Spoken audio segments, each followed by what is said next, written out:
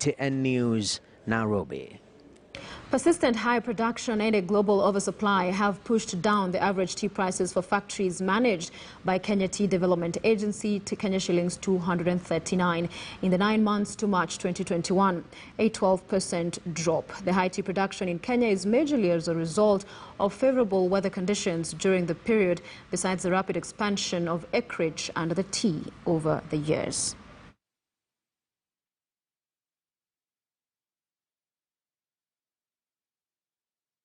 Foster economic growth and mitigate a looming external debt default situation.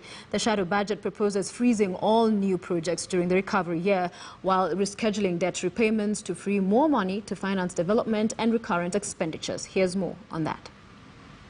The shadow budget, dubbed Road to Recovery, released by the Institute of Public Finance Kenya in conjunction with Oxygen Marketing Communications ahead of the June reading of the national budget speech, indicates the need for urgent economic and fiscal management recovery strategies to avert a financial crisis. Such details confirm that the national debt repayment rate, principal and interest is expected to reach a whopping 1.023 trillion by the end of the financial year of 2021 and 2022, representing about 60% of the taxes collected.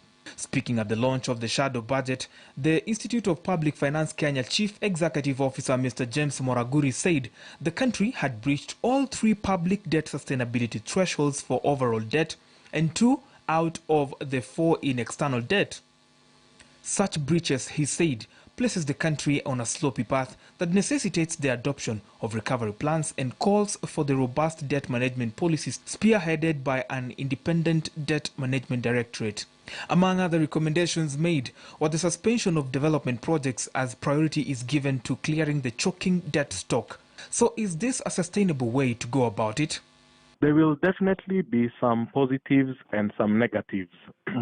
I think the main negative is in terms of increasing employment opportunities.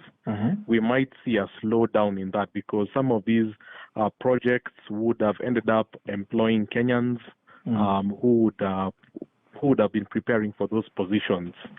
On the flip side, there could be a need to free up cash to be able to lighten the country's debt load. The shadow budget report also proposes that the government should publish a comprehensive review of proposed tax measures to maintain a predictable tax environment.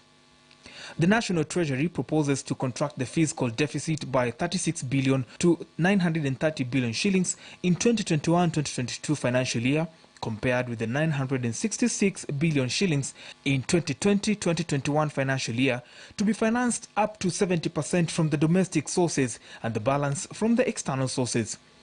Brian George, TNO, KTN News, Nairobi.